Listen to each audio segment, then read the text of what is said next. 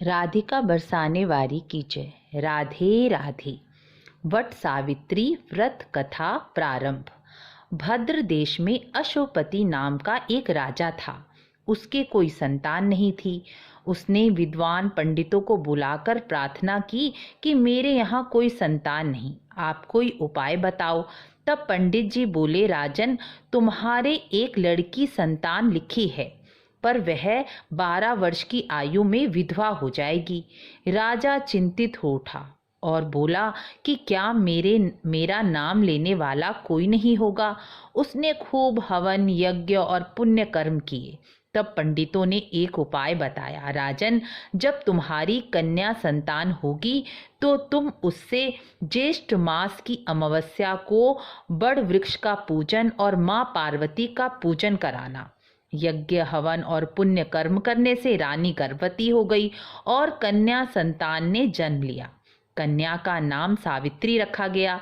जब पंडितों ने उनकी कुंडली देखी तो कहा, जिस दिन यह कन्या 12 वर्ष की होगी उस दिन इसका विधवा योग है, इसलिए इससे ज्येष्ठ मास की अमावस्या को वट वृक्ष का पूजन और माँ पार्वती का पूजन कराना।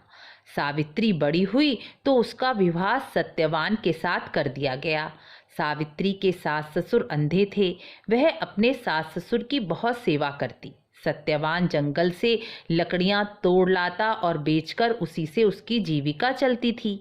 सावित्री को मालूम था कि जिस दिन वह 12 वर्ष की हो जाएगी उस दिन उसके पति की मृत्यु हो जाएगी।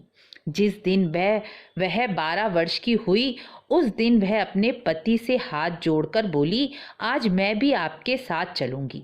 सत्यवान बोला, यदि तुम मेरे साथ चलोगी तो मेरे माँ बाप की सेवा कौन करेगा? यदि वह कहेंगे तो मैं तुम्हें साथ ले चलूंगा। फिर वह अपने सास ससुर के पास गई और बोली, आप आज्ञा दें तो आज मैं पति के साथ जंगल देखने चली जाऊं।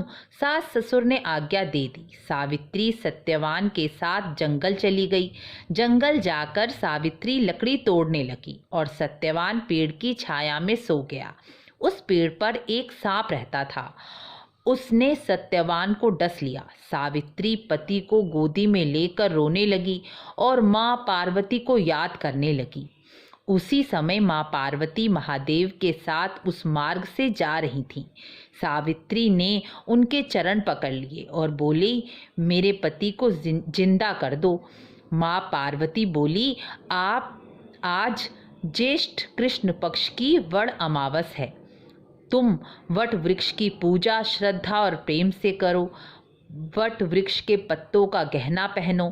सावित्री उसी समय वट वृक्ष की पूजा करने लगी। उसने वट वृक्ष के पत्तों के गहने बनाकर पहने।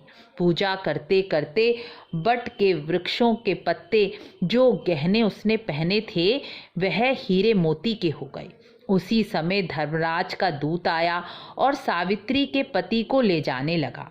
सावित्री ने उनके पैर पकड़ लिए। तब धर्मराज ने कहा, तुम कोई भी वरदान मांग लो। तब सावित्री ने कहा, मेरे माँ बाप के कोई पुत्र नहीं है, उनके पुत्र हो जाएं। धर्मराज ने कहा, हो जाएंगे। फिर वह बोली, मेरे सत्यवान से 100 पुत्र हो जाएं। धर्मराज बोले, तेरे 100 पुत्र हो जाएंगे। और वह सत्यवान के प्राण लेकर जाने लगे। सावित्री भी उनके पीछे पीछे चलने लगी। तब धर्मराज ने कहा, तुम मेरे पीछे पीछे क्यों आ रही हो? तब सावित्री ने कहा, यदि आप मेरे पति को अपने साथ ले जाएंगे तो मेरे 100 पुत्र कैसे होंगे? तब धर्मराज बोले, हे सती सावित्री, तुम्हारे भाग्य में सुहाग नहीं था, लेकिन माँ पार्वती और बड़ अमावस के दिन वट वृक्ष का पूजन करने से तेरा पति जीवित हो जाएगा। और धर्मराज सत्यवान के प्राण लौटाकर आशीर्वाद देकर वापस चले गए। तभी से पूरी पृथ्वी पर ढिंडोरा पिटवा दिया गया कि जो स्त्री ज्येष्ठ मास की कृष्ण अमावस्या को वट वृक्ष का पूजन करेगी, माँ पार्वती का पूजन करेगी और वट वृक्ष के पत्तों का गहना पहनेगी वह और बायना निकालेगी, उसका सुख सौभाग्य अखंड रहेगा और पुत्र प्राप्ति का सुख भी मिलेगा। जिस प्रकार बड़ अमावस ने सावित्री को पति और पुत्र का अखंड सुख और सौभाग्य दिया, उसी प्रकार यह कथा सुनने वाले कहने वाले को भी अखंड सुख और सौभाग्य और उनकी सभी मनोकामनाओं की प्राप्ति हो।